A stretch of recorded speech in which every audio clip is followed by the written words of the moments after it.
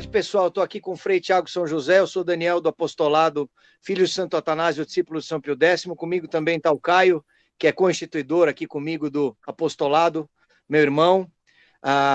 E a gente teve a oportunidade maravilhosa de fazer aí 2 conversas com o Frei Tiago. Vocês têm acompanhado os vídeos que a gente tem colocado. E muito obrigado aí pela visitação expressiva. A gente acabou de começar e anda tendo aí 4, 5 mil visualizações, que para a gente que é uma gota de areia já é muito. Muito obrigado ao Espírito Santo por permitir que a gente, de alguma maneira, consiga levar essa mensagem. Mas o Frei está num outro nível. O Frei está trazendo a mensagem da verdadeira fé católica a centenas de milhares de pessoas aí ao longo desse ano. Ele foi provavelmente o brasileiro que mais catequizou para a fé católica, contrapondo a verdadeira fé católica à realidade que a gente vem enfrentando no mundo. Nós temos outros padres, como o padre Paulo Ricardo, que faz um trabalho de catequese, mas o que o Frei faz é diferente. O Frei está trazendo a fé católica e contrapondo a realidade do mundo e abrindo o olho das pessoas para que as pessoas enxerguem a ação do maligno. Frei, uma boa tarde. Eu sei que o senhor está na França aí. Muito obrigado por atender o convite. Um dia depois do nascimento do Nosso Senhor, a segunda data mais importante do nosso calendário. Queria escutar um pouco como é que você avalia o ano, como é que você dá um fechamento aí dos principais acontecimentos do ano e o que o senhor interpretou e como é que o senhor está lendo aí o cenário da nossa Santa Igreja, dos fiéis e o que nos espera daqui para frente. Boa noite, Daniel. Boa noite, Caio. Boa noite a todos. Eu estou feliz aqui de estar tendo a oportunidade, mais uma vez, de conversar com vocês.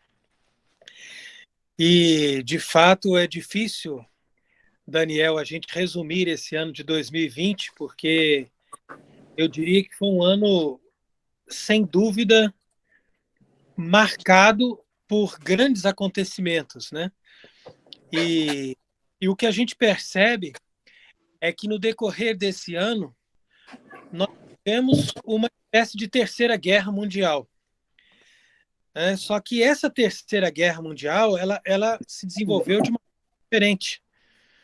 Porque, ao contrário do que a maioria das pessoas pensam, e ao contrário do que se ensina nas escolas, as guerras, principalmente essas guerras depois do século XIX, também as guerras do século XX, elas não são obras do acaso e não são simplesmente problemas geopolíticos entre países que estão em conflito e em jogo de interesse.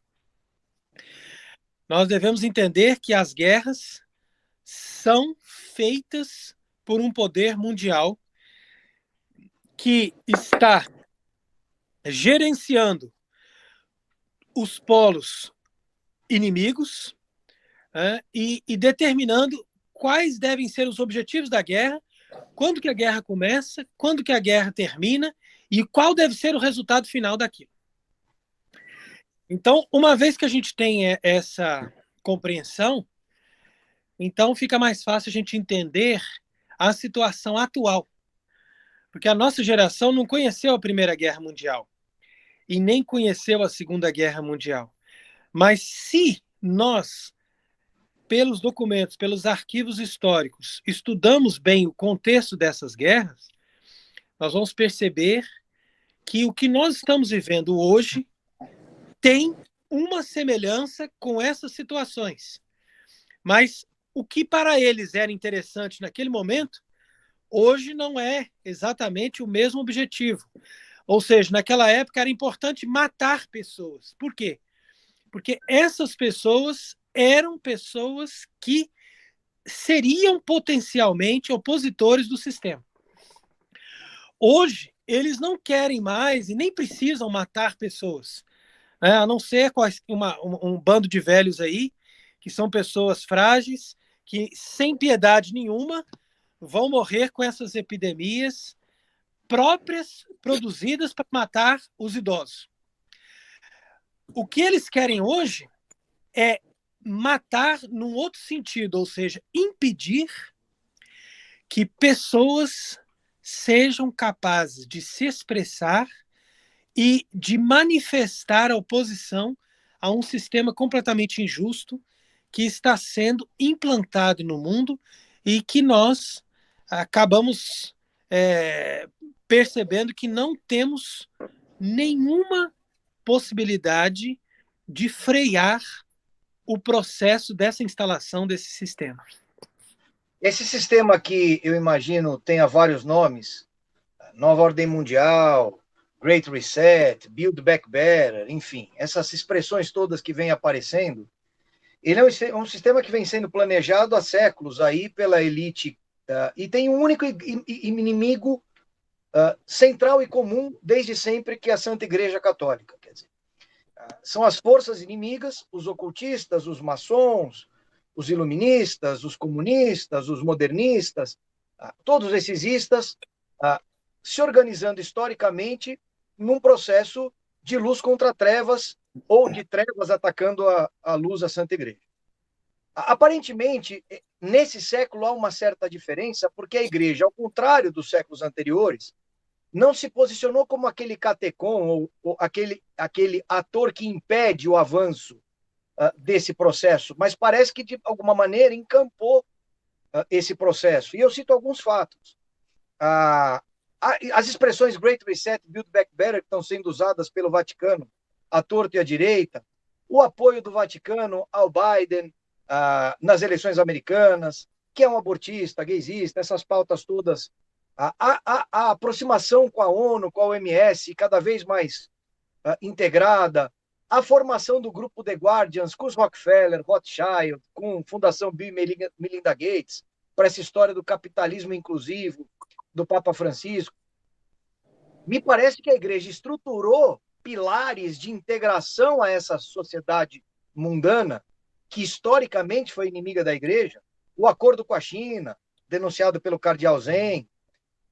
Se você for olhar ali, maçons, comunistas, iluministas, modernistas, de alguma maneira, hoje todos estão formalmente abraçados e associados a projetos, iniciativas concretas da Igreja.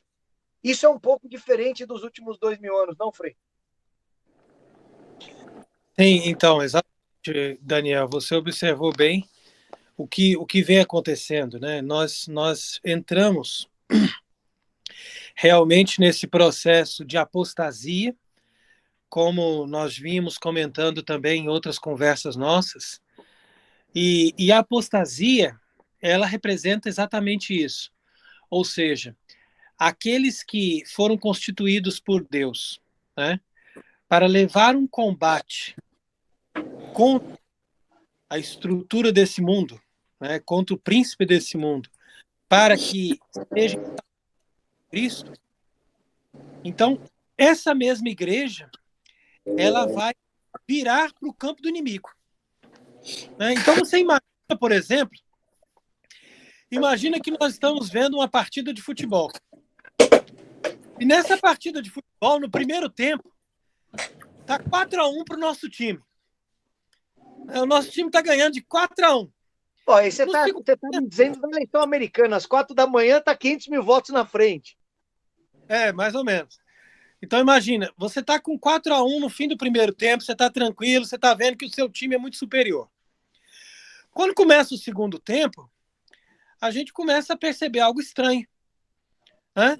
E você começa a perceber que não só o juiz está roubando para o lado inimigo, mas que os próprios jogadores do nosso time começam a fazer gol contra. Entendeu? E você fala assim, mas peraí, o que aconteceu com esse jogo? E aquele sujeito que já foi dormir, de tanto que ele estava tranquilo de ver o jogo no primeiro tempo ganho, ele chega no 44 do segundo tempo, ele acorda um pouquinho para comemorar e ele vê que o jogo está virado de 5-4. É mais ou menos quando o sono dos justos vira as 5 virgens que não foram precavidas, né? O sono dos justos vira a leniência das 5 virgens, né? Exatamente. Parece daquela parábola das virgens loucas, né? Que parecem que não entenderam o projeto, não sabem o que estão fazendo, Então a gente assiste tudo isso assim de uma forma muito angustiada, porque nós não temos o que fazer, não temos para quem recorrer, né? Esse é o ponto, Hoje, né? hoje em dia a gente não tem para quem recorrer. Você imagina, por exemplo, que em 2012 o bispo de Atibaia, a diocese de Bragança Paulista, né? Ele nos expulsou porque nós estávamos recusando a celebrar a missa de Paulo VI. Então, eu falei, eu só posso recorrer ao Vaticano, porque se o Papa Bento XVI está lá e ele está dizendo que eu tenho direito de celebrar a missa antiga sem nenhum problema, então é claro que eu vou chegar no Vaticano e eles vão me dar razão e eles vão virar o jogo para mim. Eles vão dizer, olha, o senhor é um bispo, mas o senhor está abusando do seu poder, porque o senhor não pode fazer isso, né? E eles iam me acolher bem e me dar razão naquilo que a gente fez. Pois eu sentei na mesa do Instituto Ecclesia Dei, no Vaticano, para discutir o problema, coloquei todos os documentos nas mãos deles, coloquei tudo bem claro para eles, qual era o que estava acontecendo, ao invés desses funcionários do alto escalão do Vaticano darem razão para nós e ver que nós estamos ali com o mosteiro há 10 anos, dando atenção para as pessoas, fazendo um nosso trabalho, mantendo a doutrina, mantendo a moral, fazendo as coisas de forma decente, numa diocese onde 90% dos padres são homossexuais. Então eu pensei, bom, isso aqui é jogo ganho, isso aqui não tem o que fazer, eu entrego os documentos, arquivos, tudo documentado e digo, olha, aqui exatamente, aqui está o problema. Vocês estão vendo aqui o problema? A única coisa que a gente está fazendo errado, o próprio bispo diz, a nossa desobediência é não celebrar a missa de Paulo VI, porque a gente está insistindo de ficar em cima do nota próprio. Né? Porque... A desobediência de não fazer nada ilegal, né? Que coisa estranha. E a obediência de fazer algo que não é correto. Então, mas entenda, o que aconteceu? Ao invés deles darem razão para nós, como seria o normal, dentro de um funcionamento normal da igreja, e repreenderem o abuso de poder desse bispo, eles me colocaram dentro da congregação da doutrina da fé com um processo contra mim. E começaram a perseguir o meu sacerdócio a partir desse dia, num processo dentro da congregação da doutrina da fé, dizendo que eu estava fazendo coisas contra aquilo que a igreja estava me mandando. Agora, você fala da congregação para a doutrina da fé, o que você achou dessa última pérolazinha, onde eles dizem que vacina feita com célula de bebê abortado, como a gente não sabe quem fez, tudo bem. Pode tomar. Pois é, mas é o que a gente está observando. Essas pessoas, eles foram instituídos para defender a fé, para defender a moral da igreja. Ora, se eles dizem uma coisa semelhante, é porque eles já perceberam que as pessoas não são mais capazes de raciocinar. Ninguém hoje mais levanta a voz. Né? Você vê, isso que a gente faz questão de promover, né, a posição do arcebispo Viganò, que é uma pessoa que tem apresentado essa coerência.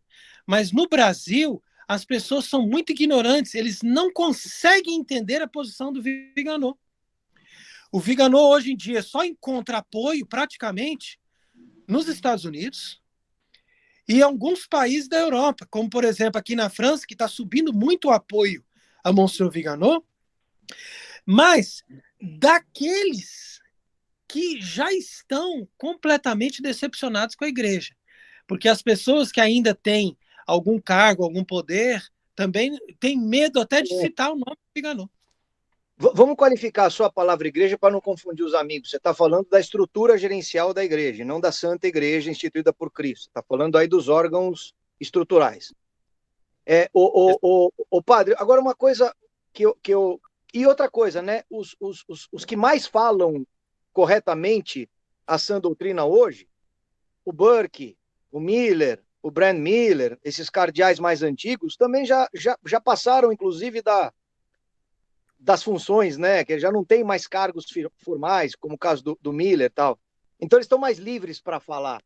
Esse é um sinal concreto de que a estrutura achaca, né? Exatamente, porque o que acontece? Como você observou bem, isso que a gente chama de Igreja Católica hoje é o que Monsenhor Viganò define naquela sua magistral conferência, né, de outubro, como a anti-igreja. Né? Então, é uma estrutura que nós denominamos anti-igreja, que se apoderou da Igreja Católica, dos seus prédios, das suas finanças, dos mosteiros, dos seminários, e foi tomando conta de tudo. Né? Foi tomando conta de tudo, foi preenchendo os espaços, de tal maneira que as pessoas foram perdendo a posição. E aí, no decorrer desses 50 anos, eles tiveram cuidado de não permitir que uma pessoa que tivesse boas ideias e que tivesse a verdadeira fé fosse ordenado sacerdote. Se por acaso ele for ordenado sacerdote por uma ingenuidade de um bispo, que ele jamais chegasse a ser bispo. E se por acaso ele chegou a ser bispo por uma ingenuidade de um papa, que ele jamais chegasse a ser um arcebispo ou um cardeal. Então, mesmo eles fazendo toda essa filtragem, é claro que um ou outro conseguiu passar. Né? E mesmo o Viganò era da turma de lá, ele virou no meio do caminho. Uma pessoa com avanço da equidade na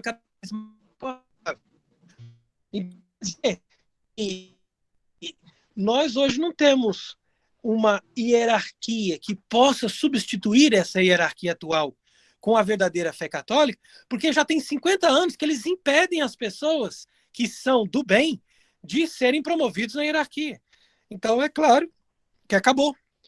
A igreja hoje ela está lançada à sorte, quer dizer que somente uma intervenção direta de Deus pode reconduzir a igreja ao seu estado de verdadeira fé católica original. Caio, você que entende de direito canônico, que tem estudado, fala um pouco de como é que você enxerga essa questão de estrutura, quer dizer, o que te passa pela cabeça? Que caminhos existem? O caminho é denunciar, mas o que eu estou vendo aqui é que existe uma inversão de valores total e completa, né? Errado é o Frei que estava fazendo tudo certo, querendo rezar uma missa num modelo que não era ilegal. Isso é ilegal e motivo de perseguição e de processo canônico, enquanto 90% de padres que têm uma opção sexual, não sei se praticam um ato ou não, mas esses tudo bem, ou seja, esses é legal. Isso, contra eles, nada é feito, né? Claro, desde que visto que praticam algum ato ilegal, né? O ato homossexual, exclusivamente. Mas contra essa inversão de valores, isso eu particularmente acho que existe uma necessidade de ser feito um processo diretamente perante os tribunais, perante os tribunais eclesiásticos, inclusive em uma situação civil, aí também cabe, né, civil. Porque como é que o leigo pode reclamar de estar sendo ludibriado na fé? Por exemplo, aquele cara que faz a missa africana, o cara que faz a missa com os aborígenes, ele está conduzindo as pessoas ao sacrilégio, as pessoas estão sendo partícipes de uma ofensa a Deus. Como é que o leigo pode se posicionar? Nesse caso, ele precisa denunciar diretamente com o bispo e, se for o caso, entrar com processo junto aos tribunais eclesiásticos para denunciar esse padre. O problema é que isto, pelo que o Frei está contando para a gente, ele não é suficiente, porque internamente existe ali uma inversão de valores total e completa interna corporis. Então, o que eu acho que é importantíssimo a gente fazer, né, são as redes sociais, trazendo justamente, fazendo entrando em comunhão, primeiro de tudo, encontrando todos esses padres e freis e membros que comungam da verdadeira fé católica, e nós nos unirmos, né, e denunciar isso perante a mídia, a sociedade, né, pelas mídias sociais. Acho isso mais efetivo do que qualquer outra coisa, né? A gente tem visto, eu pelo menos tenho visto, um número muito grande de padres que já têm começado a olhar Viganò, já tem começado a olhar Schneider, o discurso já mudou, padres mudando as concepções, né? Acho que isso é mais efetivo. Inclusive, Caio, dentro disso que você está dizendo, né, de fato, o leigo, a princípio, ele não tem um poder em si, dentro da lógica, da estrutura da igreja. Mas, na prática, é justamente a opinião do leigo que vai determinar até que ponto eles podem caminhar. Por quê? Porque se um padre está fazendo uma abominação dessa, né, como outro dia a gente viu aí um vídeo de um sacerdote que dava comunhão self-service, uma coisa absurda, e o pessoal saía tomando o sangue de Cristo em copinhos descartáveis. Aí o cara que batizava com esguicho d'água. Pois é.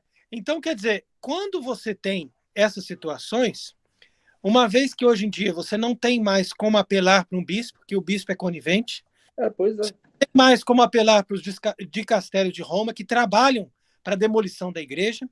Pois é. Então, a forma melhor que nós podemos agir é estudar a verdadeira fé e não apoiar, como o Viganò também colocou na sua conferência, não dar mais nenhuma forma de apoio para esses que fazem essas abominações. Entendeu? Nem financeiramente, exatamente. Porque, por exemplo, uma pessoa sabe que a Canção Nova faz abominações, corta o dinheiro, não ajude mais a Canção Nova. Então, o que vai acontecer? Vai acabar aquilo ali e eles vão ser obrigados ou a mudar de estratégia, ou vão surgir outros padres com uma postura correta e que vão, a partir dali, eles vão ajudar a reestruturar a igreja na base. Na base. Porque hoje... eu enxergo dessa maneira, Fred, desculpa te interromper, mas porque neste exato momento eu acho que vocês precisam do leigo. Eu enxergo a situação como sendo vocês, padres, freis, uma vítima disso tudo. Né? Eu olho para vocês e enxergo vítima, pessoas que precisam da força de nós leigos. Sim. Então, assim, eu acho que esse é o caminho. Acho assim, um apostolado leigo, como esse que vocês estão fazendo, né? Ou seja, levando a informação sem formar seitas, entendeu? Levando a informação de forma imparcial, coerente e sem sectarismo. Se você faz isso, você colabora enormemente para a Santa Igreja Católica naquilo que é humanamente possível para ela continuar sobrevivendo. Agora, o que acontece muitas vezes é que nos ambientes tradicionalistas eles têm uma tendência de formar grupos, formar seitas, e às vezes tem leigos que querem saber mais do que os padres, entendeu? Porque eles veem que os bispos são apóstatas, que esse tal que se apresenta Papa, né? Que se apresenta como Papa, ele não tem nenhuma postura de Papa, então isso acaba chegando nessas pessoas como uma informação, olha, chegou a hora de você, como um leigo, ser um Papa. Protestante, né? Protestante, todo mundo vira pastor, né? Exatamente, ele sai falando com uma autoridade que você vê assim, que a pessoa não sei de onde saiu aquela autoridade. Né? Teve um outro dia, que eu tinha inclusive feito uma live com ele, procurei ser muito cordial e amigo, né? Mesmo percebendo que a pessoa estava indo para um caminho meio estranho, né? De sectarismo e assim, de uma tendência de querer condenar até mesmo os papas do Renascimento e etc. Mas a gente, com zelo, né, de ensinar, de mostrar a doutrina, etc., explicamos muitas coisas nessa live. Mas não foi nem 2 semanas depois, ele faz um outro vídeo dizendo anátema ao Frei Tiago. Então, por que... Dizendo o quê? Anátema ao Frei Tiago. Falhou, anátema ao Frei Tiago. Ele chegou à conclusão que eu deveria ser excomungado, quer dizer, ele tem a autoridade, né? Está acima de todos. Ele, inclusive, chega a dizer nesse vídeo que ele é o único representante que ainda resta da Igreja Católica no Brasil. É uma luteraiada monstra, não? Só tem Lutero no mundo. Esse espírito de Lutero está vivo, né? Não, de fato, é um pouco aquela pretensão mesmo de Lutero, quer dizer, o sujeito que se sente no centro de um palco e diz assim, olha, agora todos estão esperando em mim, eu sou a carta da vez, sou eu que vou chegar, que vou dizer o que é para fazer, vou excomungar o pessoal e pronto, entendeu? Quando você olha para a história de Lutero, imagina que o Lutero é um jogo de futebol. Os 15 primeiros minutos do primeiro tempo foi fantástico o jogo dele. Contestou as coisas corretas, admoestou com o poder de sacerdote que ele tinha. Aí ele gostou. Como ele gostou, passou a ele ser o objeto da própria locupletação. E aí ele caiu na cilada do demônio, né? Que é aquela cilada onde você se torna o centro do palco. É interessante, Daniel, eu já pensei muito sobre isso. O que leva a pessoa a passar os limites, né? O que é o ponto que a pessoa... Qual que é aquele ponto X, aquele ponto marcante que está presente na vida da pessoa, onde a pessoa deve fazer uma opção. E essa opção, ela é uma opção dolorosa, porque Deus às vezes exige da pessoa, fala, aqui para frente você tem que se humilhar, daqui para frente você tem que esperar, daqui para frente você tem que se colocar no seu lugar. E a pessoa, ela fala não.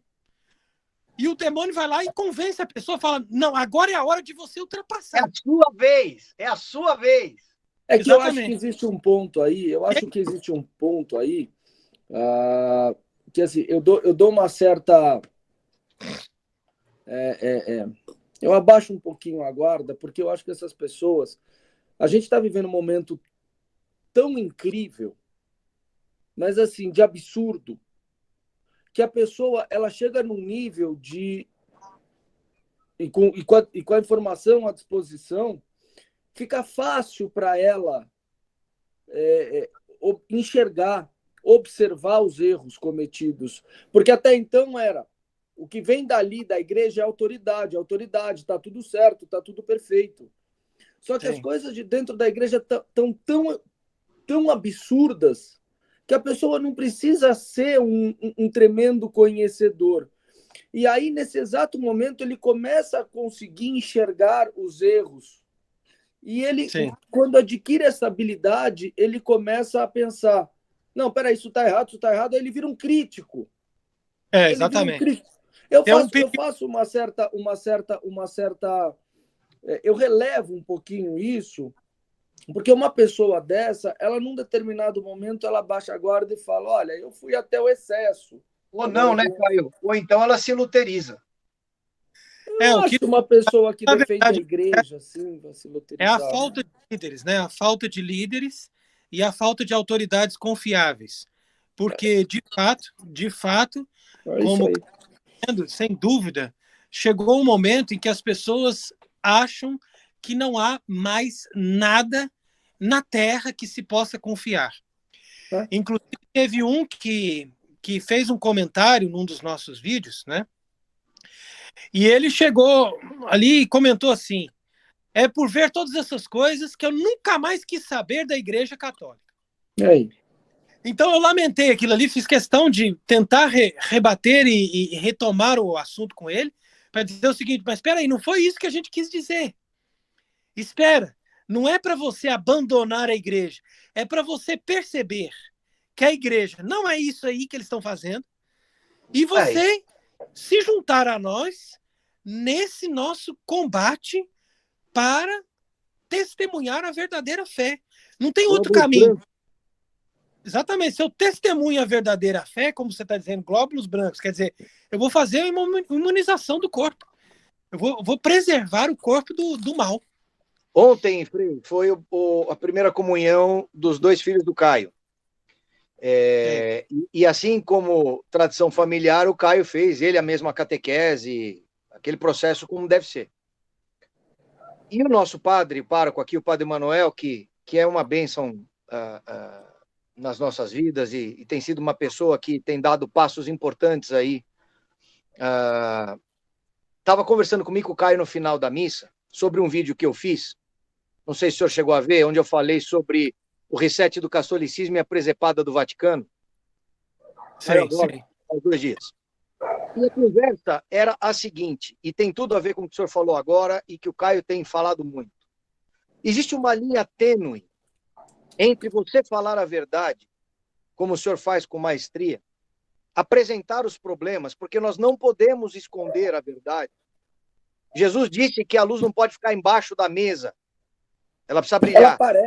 Ela aparece. Mas, ao mesmo tempo, correr o risco de escandalizar os pequeninos e afastá-los da igreja, porque eles só vão ver a absurdidade. Ou seja, eu tenho de um lado o pequenino que ama o Papa porque o Papa é fofo, porque o Papa é bonzinho, porque o Papa brinca com as crianças, e esse é um tipo de pequenino. Eu tenho, por outro lado, o pequenino que é o Carolinha fiel, que percebe os erros, mas como ele acha que a estrutura é mais forte do que a fé, ele obedece até para o inferno com o bispo dele.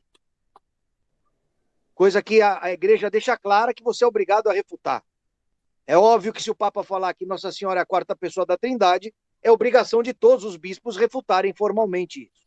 Você não pode obedecer uma heresia concreta ou uma ação demoníaca objetiva. Você tem que contestar. Mas você tem o Carolinha, que acredita tanto no fideísmo da estrutura, que ele vai. Você tem o quietista, que fala, o Espírito Santo vai resolver, eu não vou fazer nada. Eu não preciso fazer nada. Então eu tenho o pequenino, eu tenho o quietista, eu tenho o fideísta. Nós temos uma série de perfis de fiéis que não se mobilizam a defender o corpo de Cristo. E que correm o risco de ser escandalizados por ações como as nossas, de apresentar a dura realidade. Como é que a gente anda atravessando esses prédios altos nessa fita de nylon de aço tão fina, sem derrubar tudo e afastar essas pessoas da luz de Nosso Senhor? Porque tudo que nós não podemos é correr o risco de tirar ninguém da Santa Igreja. Ou melhor ainda, afastar ninguém da verdadeira fé católica. Como é que a gente corre, como é que a gente faz para... É aquela história do que o senhor falou agora, né? Do passo que não se deve dar. Como é que a gente percebe isso, Frei? Então, de fato, Caio e Daniel, existe mesmo esse problema da ignorância, né? Mas, ao mesmo tempo, existe um aspecto impressionante da graça que age no coração daquelas pessoas que são realmente interessadas em dar glória a Deus. E isso tem sido algo que tem me admirado muito, porque nesse decorrer desse trabalho que nós fizemos aí de forma totalmente despretensiosa, desde abril de 2020 até agora, nós fomos começando aí esse canal e a gente não esperava realmente que a gente ia ter assim uma repercussão. E no meio dessa nossa atividade, eu pude perceber algo que me trouxe bastante espanto, foi exatamente perceber que a maioria das pessoas que vão hoje se dar conta e que vão procurar entender esses problemas não são pessoas de alto nível, de alto escalão, de universidade, mas são pessoas as mais humildes e que conseguem chegar a entendimento. Você diria assim, mas que impressionante, uma pessoa que é professor de teologia não consegue chegar a esse nível de entendimento. Perfeito. Então quer dizer que Deus mostra, Deus dá uma graça especial para essas pessoas. Perfeito. Teve uma senhora que ela me falou assim, mas padre, desde que eu vi a eleição de Bergoglio, eu já tinha no meu coração a certeza de que ele não era um papa, de que ele não falava pelo Espírito Santo e de que não era o Espírito Santo que tinha escolhido esse homem para estar ali no Vaticano. Quer dizer, da onde veio a sabedoria? De onde veio essa intuição? Então, quer dizer que são coisas realmente misteriosas que Deus concede à igreja, mais ou menos como aquelas intuições que tiveram ali aquela profetisa Ana e o Simeão quando encontraram o menino Jesus no templo. Todo mundo ficou admirado, porque ninguém falou nada com eles. Mas eles chegaram e disseram, esse menininho aí de 40 dias, é ele o salvador do mundo, hein? Ele é o filho que vai passar a espada na espinha de Israel. Exatamente.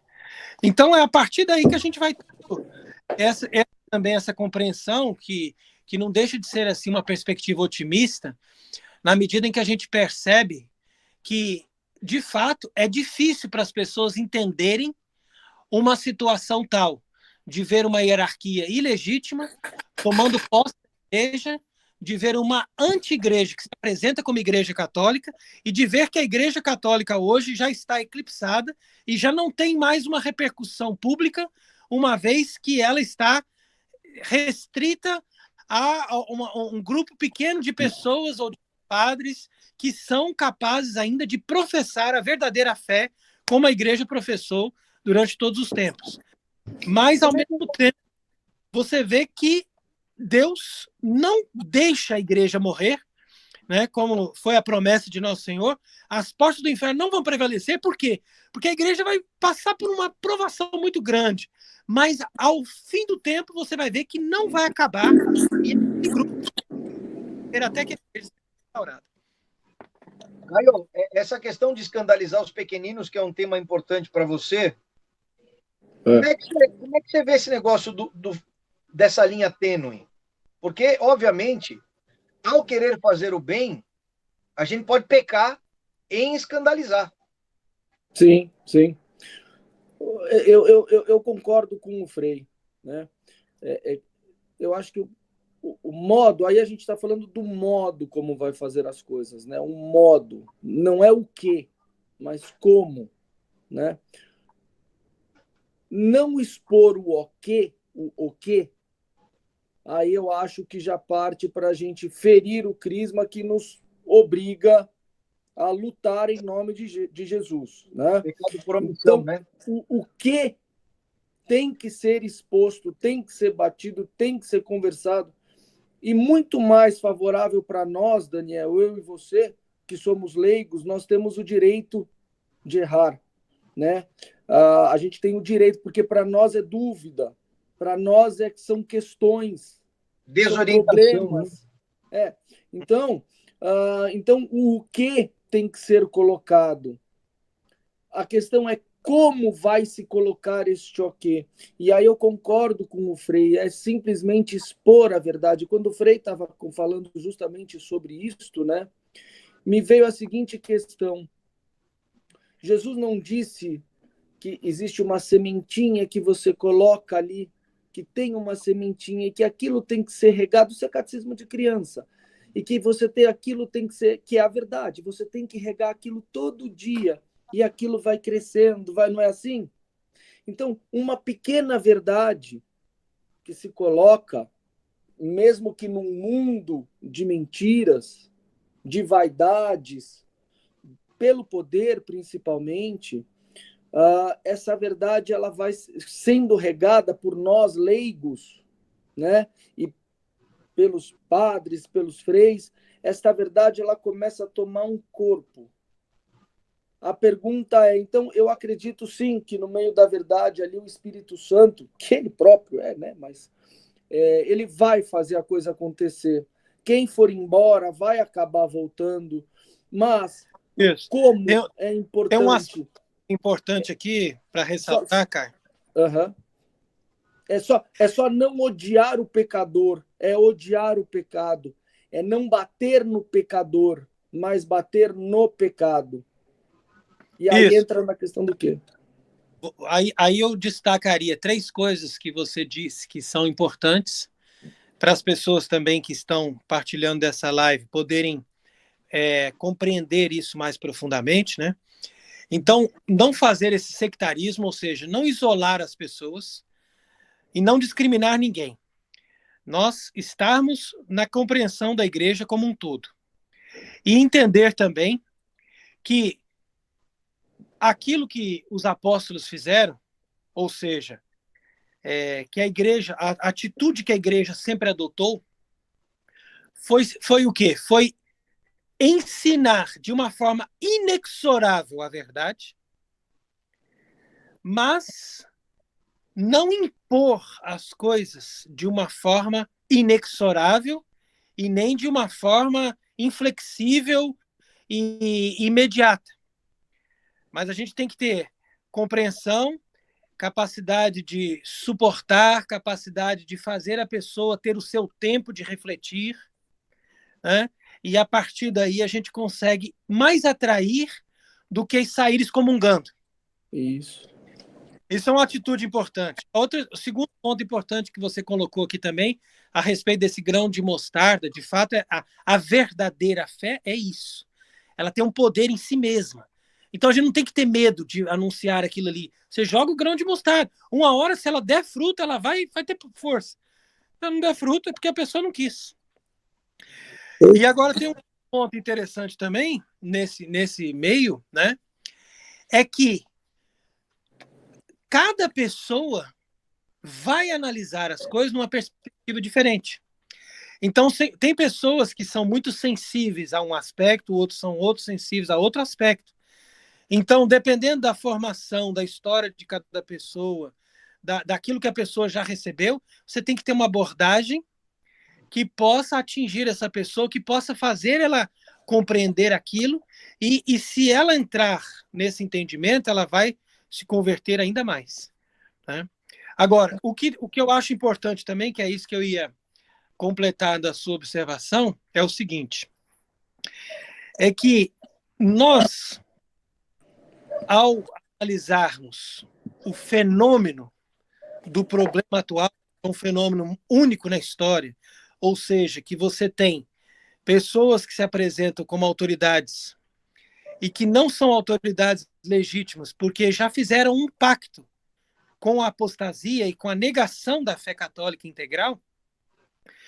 Então, quando você tem essa igreja com aparências de igreja católica e você tem a falsa igreja ali dentro trabalhando, né? É claro que é muito mais difícil você mostrar para esses católicos que ali está o perigo e ali não está a verdade, não está o amigo de Cristo. É isso. É muito mais fácil você falar com um protestante, por exemplo, ó, saia do protestantismo, saia dessa seita, porque essa não é a verdadeira igreja. Né? Veja a igreja católica e pronto, entre na igreja católica. Agora, quando você tem um católico que ele está convencido de que o Papa é o chefe da igreja, de que o Vaticano é o centro da igreja, de que a igreja é isso. Então, muito dificilmente você vai levar ele a esse entendimento, porque você não tem autoridade para se igualar a um Papa, a um bispo, a um cardeal. E pior, Frei, de fato o Papa é o chefe da igreja, de fato o Vaticano é o centro da igreja. O que torna a nossa missão infinitamente pior. Por quê? Porque nós estamos num período onde nós temos que trazer as pessoas para a verdadeira fé dentro da Santa Igreja, e quando a pessoa olha para a igreja, olha o que ela enxerga. Ela fala, mas eu vou entrar nisso aí? A gente está Então, num processo dificílimo hoje. Mas é aí que vem essa observação, que eu estou trabalhando muito com isso, principalmente para as pessoas que estão debatendo comigo, que estão querendo contestar a nossa atitude. E eu estou trabalhando muito com essa ideia de mostrar para as pessoas que a gente não pode ter apego e orgulho. Perfeito. O apego e o orgulho, nesse momento, são vícios fatais para a pessoa perder completamente a orientação e se tornar como um cego em tiroteio. Perfeito. E aí vem uma frase de Chesterton, muito interessante. Frase de quem? Chesterton dizia... Chesterton. Uhum. Ele dizia o seguinte: nós devemos amar a nossa nação por aquilo que a nossa nação é, e não por aquilo que a nossa nação tem ou foi capaz de fazer. Então, se eu olho para o Império Britânico, né, porque ele era inglês, né? Então, se eu olho para o Império Britânico e eu digo, eu amo a minha nação, porque nós somos capazes de submeter os hindus. Então, eu não tenho verdadeiro amor à minha nação. Mas se eu olhar para a minha nação e disser, mesmo que os hindus viessem aqui e nos submetessem, eu teria ainda amor pela minha nação. Então você tem um verdadeiro amor pela sua nação. O amor ontológico, né? Você percebeu, então, a ideia? Ou seja, nós temos valores católicos. Agora vamos transmitir isso em forma da figura do que a gente está falando para a igreja. Quais são os valores católicos? A nossa história, os nossos santos, a nossa doutrina, a nossa fé, aquilo que a igreja fez no decorrer de 2000 anos. Se a pessoa amar essa nação, amar a verdadeira igreja católica e conhecer exatamente essa raiz histórica, essa raiz de pensamento, de doutrina, de intenções, ela ama a igreja verdadeira. E ela nunca mais vai ser enganada. Agora, se ela amar, você está vendo como a igreja é poderosa? Você está vendo como a igreja é famosa? Você está vendo como o Papa aparece em todos os canais? Você está vendo como nós somos o top da religião, a religião mais poderosa, mais populosa, mais não sei o quê? Essa pessoa vai cair em todos os vícios e os erros da apostasia. Porque ela não ama a verdadeira igreja católica. Ela ama uma instituição que se tornou poderosa. Então ela está ao passo do abismo. Eu estava conversando com uma pessoa muito próxima.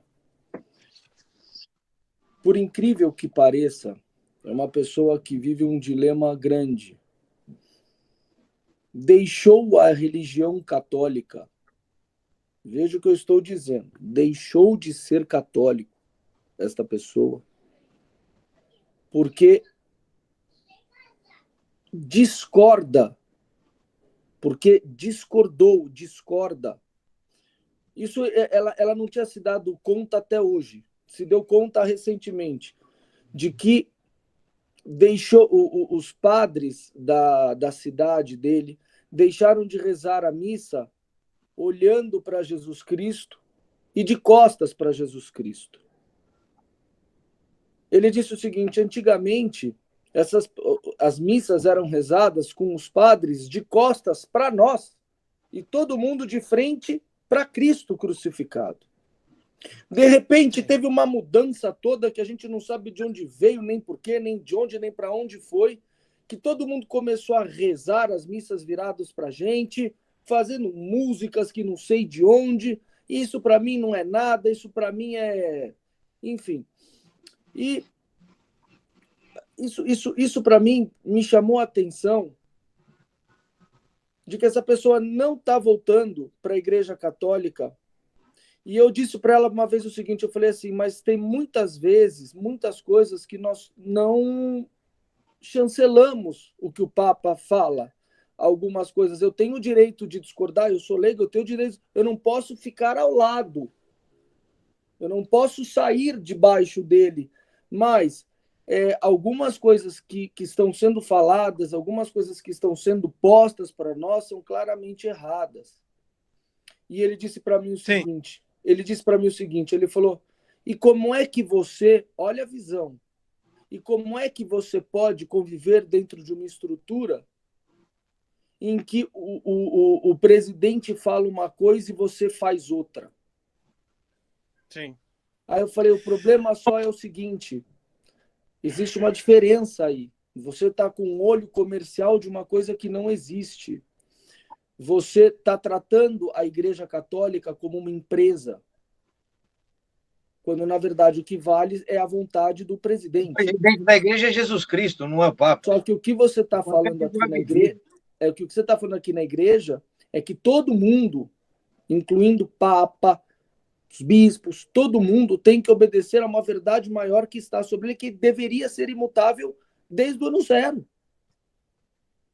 Não, na verdade, aí, Caio, vou explicar.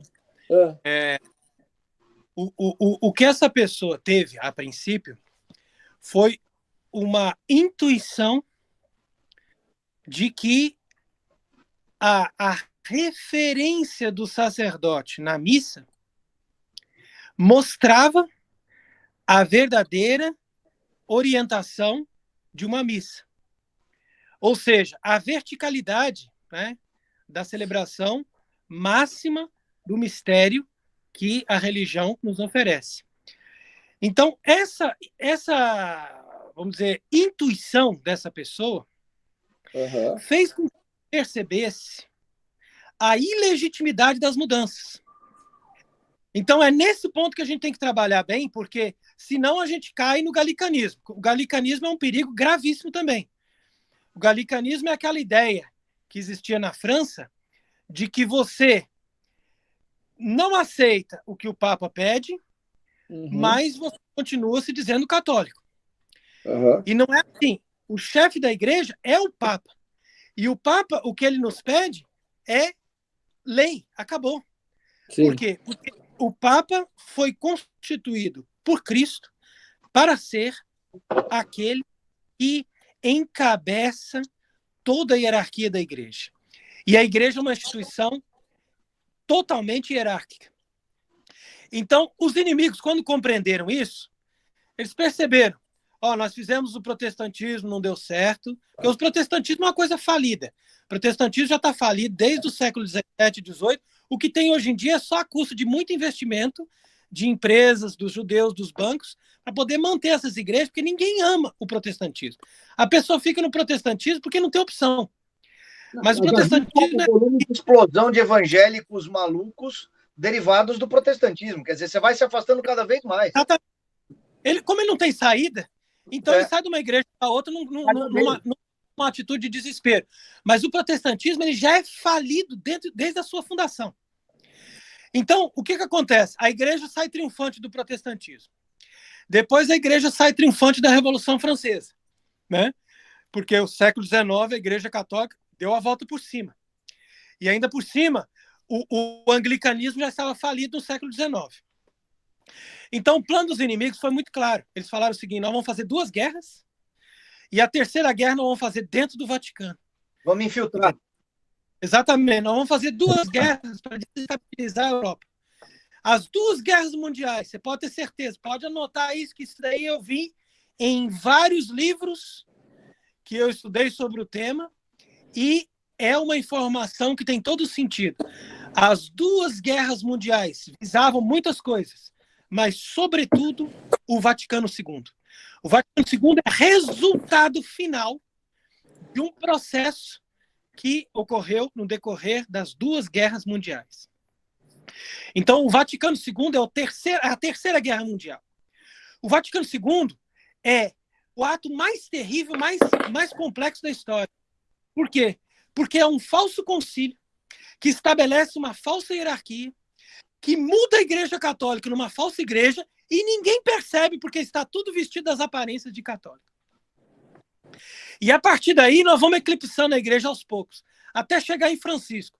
Hoje em dia as pessoas estão mais conscientes do problema porque chegamos ao resultado final do Vaticano II, que é Francisco. Mas Francisco não é um caso de um papa ruim. Francisco não é um caso de uma pessoa que entrou ali por um caso fortuito, porque, afinal de contas, Bento XVI ainda é o papa. Não tem nada disso. Francisco é simplesmente a consequência da apostasia assinada do Vaticano II. Entendeu? Então, se a gente entende isso, o que a gente tem que dizer para essa pessoa que deixou de participar da missa por causa do padre virar de orientação, tem que dizer, olha, então procura a verdadeira missa e procura se unir, igual o Daniel estava falando ali, vamos nos unir àqueles que ainda têm a verdadeira fé. Por quê? Porque como nós somos muito poucos e nós não temos força nenhuma diante desse monopólio do poder que existe hoje no mundo, então a gente tem que se organizar em forma de frente de batalha, como faziam os macabeus. Os macabeus, eles fizeram o seguinte, vamos para as montanhas. E nas montanhas nós vamos nos organizar para dali a gente fazer frentes de guerra. Santo Atanásio foi pro deserto sozinho 5 vezes, 4 vezes. E a guerra que nós fazemos hoje contra o mal, ela está bem clara. Só existe duas formas de você lutar.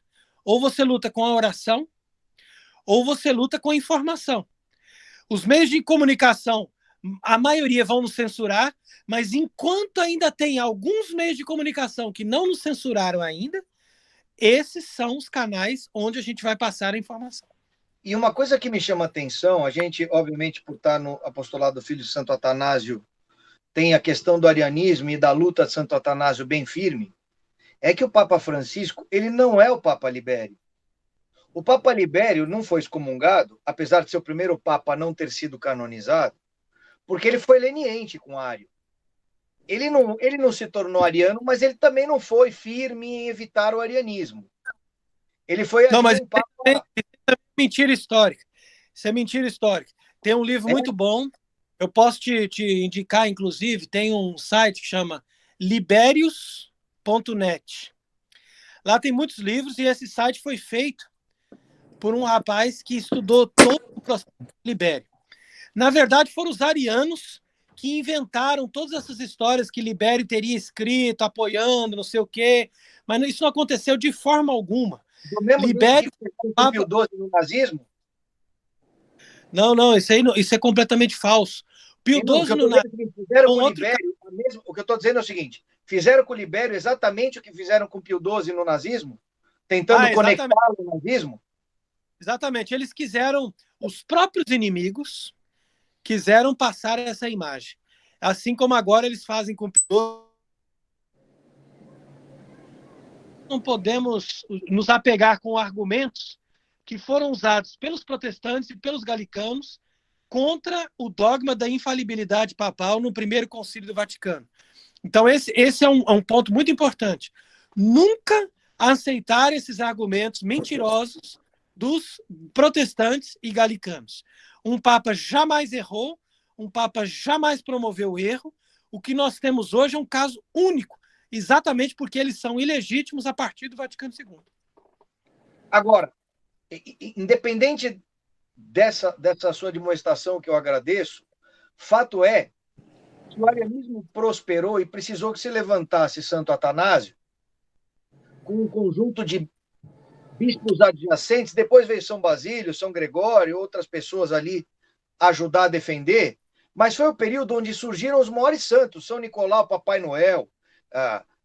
Tem vários santos e vários atores fundamentais que existiram, que nasceram na igreja entre o ano 300 e 400, justamente durante essa crise aguda que foi o arianismo.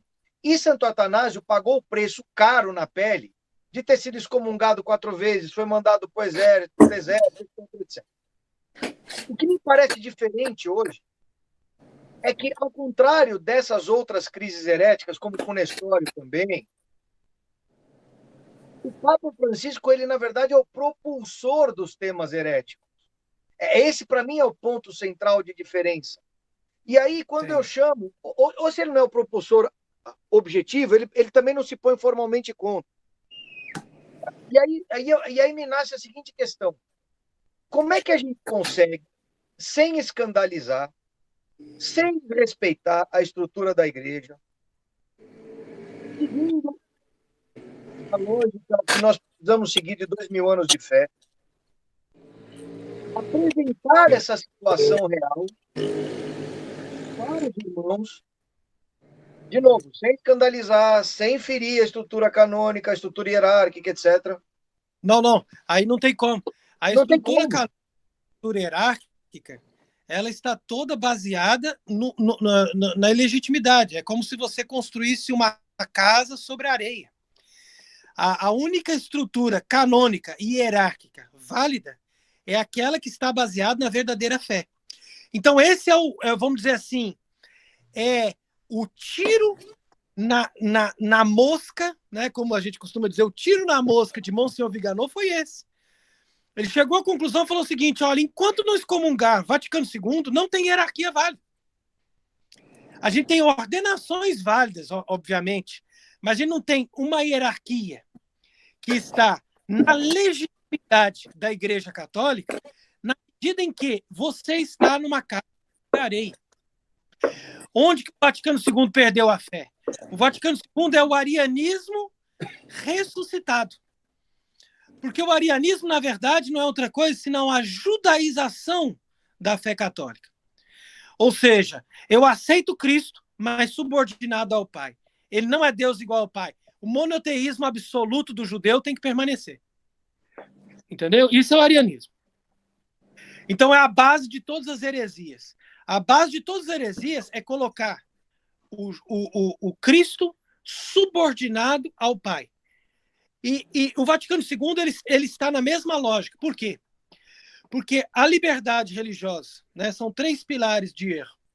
A liberdade religiosa, ela exclui a divindade de Cristo. Por quê? Porque se eu dou liberdade para outras pessoas professarem outra fé, então Cristo não é Deus. Porque se Cristo é Deus, eu sou obrigado a proibir as outras manifestações de fé. O segundo pilar do erro, né, o primeiro é a declaração da liberdade religiosa. O segundo pilar do erro é a mundanização. Se Cristo veio ao mundo e Cristo condenou o mundo, então o mundo permanece condenado até o final do tempo, até os finais dos tempos. Se a igreja canoniza o mundo, então acabou, não tem mais igreja. Então, por que a pessoa toca qualquer tipo de música na missa? Por que a pessoa usa qualquer tipo de veste? Porque no Vaticano II, o mundo foi canonizado em Gaudium et Spes. A história de enculturamento, né? Exatamente. E o terceiro ponto de fundamento da apostasia é a reabilitação dos judeus na Nostra Aetate. Então, o documento da Nostra Aetate, ele afirma categoricamente que o judaísmo de hoje é a mesma religião do Antigo Testamento. Se você diz isso, você quebra todos os padres e os concílios da Igreja Católica. Todos os padres e os concílios foram quebrados só nessa frase. Por quê? Porque a Igreja Católica se construiu em cima do judaísmo. É a mesma coisa que você fazer uma casa em cima de uma outra casa demolida. Se você quiser refazer a casa demolida que você construiu em cima, você é obrigado, meu amigo, a tirar pedrinha por pedrinha, tijolo por tijolo da casa que você fez em cima. É simples. A casa que está embaixo vai renascer, bonita, maravilhosa, do jeito que ela era antes. Mas aquela que você pôs em cima tem que sair. O que você está dizendo que o judaísmo ele é encapsulado pelo cristianismo e a coexistência de ambos não tem sentido. Não tem sentido a coexistência de ambos. Você falou exatamente a frase fundamental que todos os padres bateram em cima. Todos os padres da igreja... Claro, né? Não estou entrando no mérito social, cultural. Exatamente. Sobre o católico. Isso. Eu não quero saber da raça, eu não quero saber da política. Eu estou dizendo em termos de religião. Em termos de religião, o judaísmo se transformou em cristianismo. E o falso judaísmo, que não aceitou o cristianismo... Vamos marcar uma coisa aqui. E só pode ser devidamente transformado, uma vez que era uma religião revelada por Deus Pai, porque ele mesmo, encarnado, fez a mudança. Não foi um ser humano, Lutero, Joãozinho, Paulinho, Frei Tiago. Não. É a única pessoa capaz de mudar a própria lei, é o autor da lei. E é daí que vai mudar. Mas é por isso que a gente tem feito. Mas é por isso que a gente tem mostrado também para as pessoas a incoerência do protestantismo, que na verdade é um judaísmo disfarçado. Onde você vê pessoas que insistem, por exemplo, na questão iconoclasta, ou seja, de acabar com as imagens. Onde você vê pessoas, por exemplo, que não aceitam a Virgem Maria. Onde você vê pessoas, por exemplo, que insistem que o dia do Senhor é o sábado e não o domingo. Por quê? Porque todos esses estão baseados no judaísmo. Eles não passaram para o cristianismo. Então, à medida que você coloca... Eles trazerem os elementos santos do judaísmo, como nós fizemos, para dentro do cristianismo, e a missa tem vários pedaços da história judaica, o Pêssar, a Páscoa, as coisas santas, eles, na verdade, inseriram Cristo no judaísmo, né? Eles fizeram o caminho contrário. Exatamente, muito bem colocado.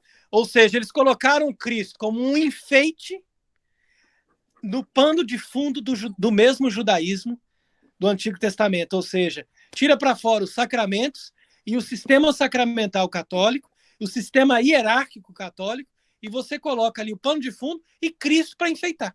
Tira os dogmas todos também. Exatamente. Então, na verdade, o arianismo e todos os outros momentos de crise e de heresias, a crise iconoclasta também no século VIII, em todos os momentos a igreja viu essa chama ainda acesa, esse germe do judaísmo trabalhando para destruir a igreja católica. Mas a igreja tinha uma... Olha, vocês não têm direito mais de se dizer a religião de Deus.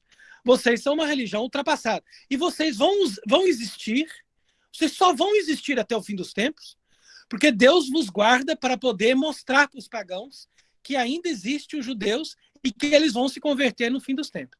Então, assim resumia-se o problema dos judeus. Agora, eles vêm no Vaticano II e dizem, não, o judaísmo é a religião do Antigo Testamento e eles têm o mesmo Deus que nós. Se você diz isso... Não, essa frase não tem sentido.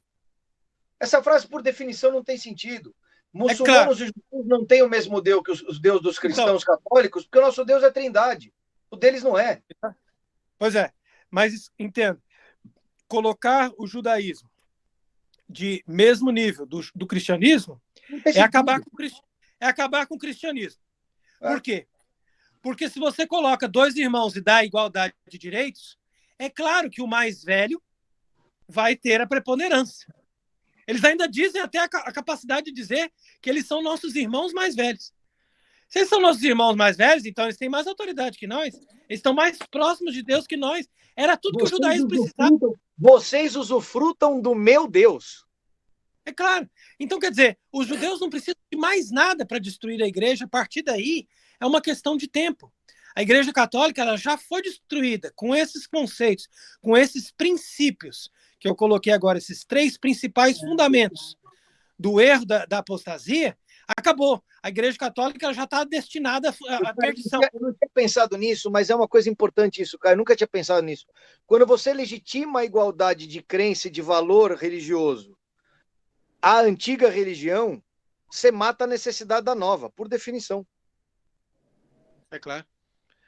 Exatamente. Uma coisa é eu como indivíduo respeitar um judeu, tá tudo certo. Ele pode ter a religião que ele quiser. E eu vou respeitá-lo como tal. Outra coisa é a igreja assumir a igualdade de mérito. De verdade, a igualdade de verdade com V maiúsculo. Sendo que uma religião tem Cristo e a outra condenou o Cristo. Eu fico aqui ouvindo vocês e só uma coisa o tempo todo me vinha na cabeça. Só uma. Eu acho, assim, eu não consigo encontrar absolutamente nada que possa igualar, se colocar abaixo, ao lado, em cima da nossa igreja. Só teve uma pessoa no mundo, desde a história da humanidade, que ressuscitou-se a si próprio, depois de morto. Esse é o pai esse é a cabeça essa é a cabeça da minha igreja. Portanto, eu acho uma conversa de tentarem igualar, que isso vai pegar quem não tem fé, quem não acredita. O problema, Caio, é que o Vaticano II sistematizou isso num documento oficial. É isso que o Frei está dizendo. Sim. Mas é uma discussão que, para mim, era uma discussão que não pega. Por quê? Pega as pessoas, né? Então, mas é isso que eu estou querendo colocar. Olha o Fratelli Tutti, Caio. O Fratelli Tutti é sobre isso. É absurdamente verdade o que vocês estão falando. Mas o que eu estou querendo pensar aqui é o seguinte, que isto pega nessas pessoas porque elas não têm a consciência plena, total e absoluta de que Jesus Cristo ressuscitou-se a si próprio num ano que ninguém tinha máquina de desfibrilador. Então, mas é aí, Caio, veja bem. E essa é a prova cabal da divindade dele. Então, essas pessoas que acreditam nisso é porque não conhecem a própria religião. Que é a grande maioria. Pois é. Mas veja bem o que acontece, cara. Dentro da sua observação, nós voltamos àquilo que era o método da verdadeira Igreja Católica desde os apóstolos. Uhum. E que nós chamamos de apologética. Perfeito. Apologética vem de Apolo. Apolo era um colosso de pregação, ele era um sujeito que ajudou São Paulo e que ele convencia qualquer pessoa da verdade da religião católica. Tá. Então, a apologética era o método por excelência da Igreja Católica. Eu eu adoro, achei interessante, inclusive, que outro dia eu abrindo um parênteses, desculpa, o Papa Francisco disse que a gente precisa parar com o proselitismo e que fazer apologética não convence ninguém, porque esse não é o modo certo de você converter. Aliás, que não precisa converter, basta conviver e acompanhar. Então, exatamente. O senhor está falando de uma religião antiga, que não vale mais, que o senhor está aí querendo valorizar algo que aconteceu há 1.600 anos. Olha os tempos modernos, Frei. O que é isso? Exatamente. Então, no final das contas, né, para terminar, porque eu tenho aqui que rezar as matinas também, que os irmãos já estão se reunindo. Então, jogo duro, né, Frei? Jogo duro. O que ia dizendo era o seguinte, a colocação do Caio, ela é extremamente importante. Por quê? Porque na lógica do pensamento cristão verdadeiro, a fé cristã, ela não pode nem sequer ser comparada às outras religiões. Ela pode ser comparada somente ao judaísmo.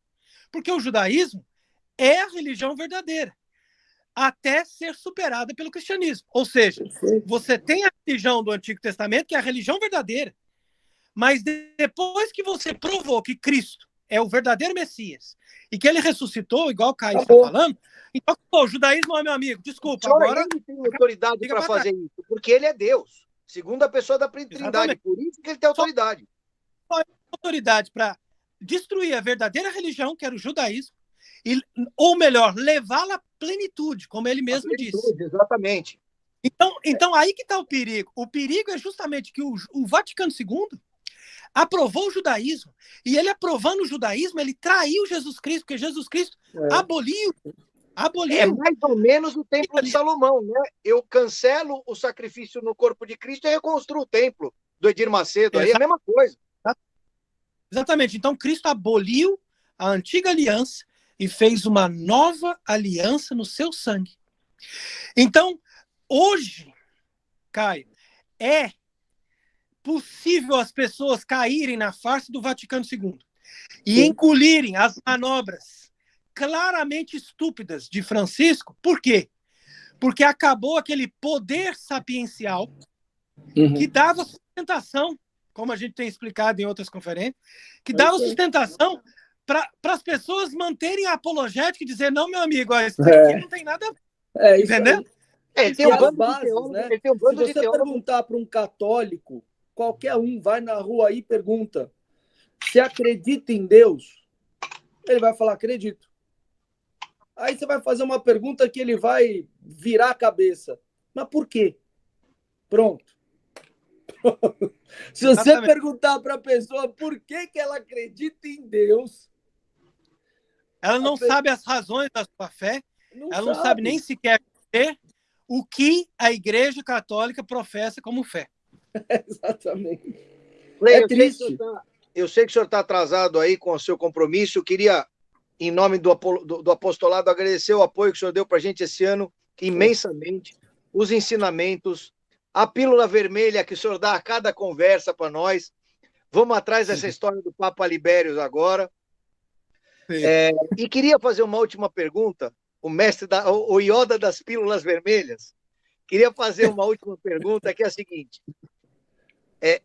Até para o senhor fazer o seu fechamento, e já deixando o agradecimento aqui em nome de Nossa Senhora, de Maria, e desejando os melhores votos para 2021. O que o senhor espera do ano que vem? O que o senhor enxerga aí? Bom, então, nós vamos começar aí o ano de 2021, né?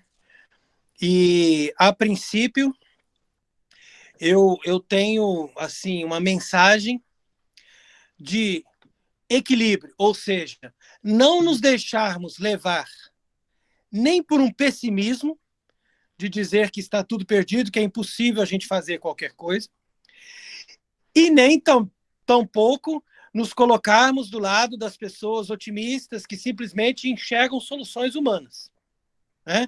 Então, a solução humana não é renúncia de Francisco, nem tomada de poder por Trump, nem um conclave milagroso. Isso tudo são soluções humanas. Agora, nós podemos sim ter esperança na medida em que nós temos confiança em Deus, sabemos que Deus tem um objetivo. Ele sabe trabalhar as coisas e chegar no seu ponto final, né? Então, tem até um salmo que eu acho muito interessante quando a gente reza esse salmo, né? Que fala assim, consumetur nequissa peccator. Quer dizer, que a maldade dos pecadores chegue até o fim, que seja consumada. Então, eu acho muito interessante esse salmo, porque você fala assim, normalmente a gente pede para parar, né? A gente pede para parar o mal, para parar o erro.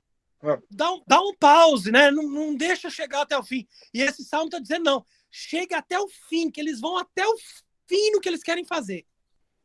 E isso é muito impressionante, porque o consumetur nequissa peccator, você fala, olha, você está pedindo para Deus para deixar os pecadores irem até o fim na maldade. Como eles foram até o Caio diz isso. Nunca foi tão fácil saber ser bom. Sim. Então quer dizer que a gente tem que continuar, né? Nós, na minha opinião, nós que somos sacerdotes, temos que fazer uma opção agora de uma vez por todas, pela verdadeira missa, e os fiéis têm que também fazer uma verdadeira opção. Verdadeira fé, verdadeira missa. É só isso que a gente tem. A gente não tem outra coisa, né? Fora isso é você procurar fugir do pecado, procurar rezar, procurar viver a virtude. Mas em termos de opção concreta, objetiva, verdadeira fé, verdadeira missa. Acabou. O resto você vai fazendo com a graça de Deus através disso. Frei, e aí agradecer imensamente os seus comentários e dizer uma coisa que o nosso Padre Manuel falou ontem, que é o seguinte: acima de tudo, acreditar que a igreja está sendo conduzida pelo Santo Espírito. E se isso tudo está acontecendo, é por vontade permissiva de Deus. E provavelmente para que fortes e homens de verdadeira fé, padres, religiosos, leigos, se levantem como foi no século IV. O senhor se levantou.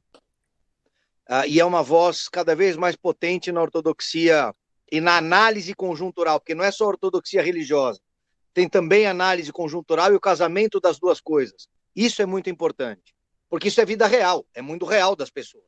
Não é só abstração doutrinária. E nós, como leigos, estamos tentando botar o narizinho para fora e começar a fazer um trabalho de divulgação. Eu queria muito, de verdade, agradecer toda a sua contribuição e a sua abertura e a sua amizade, e que o senhor conte conosco, com a nossa estrutura jurídica, financeira, enfim, de divulgação, o que o senhor precisar para fazer sua obra, porque cada coração, cada mente que o senhor atinge, certamente bota nos trilhos na marca do pênalti para que Jesus vá lá e abrace. Isso aí. Amém. Amém? Muito obrigado, então, Daniel. Muito obrigado, Caio. Que Deus abençoe vocês aí. E contem com nossas orações, com a nossa amizade. Um abraço para todos. Salve Maria. Salve Maria.